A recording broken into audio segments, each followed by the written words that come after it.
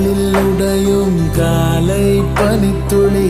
இலையில் சிக்கிய இரவின் மழைத்துளி, காட்டுக்குருவியின் கழுவி சத்தம் மீட்டி முடித்த வீணையின்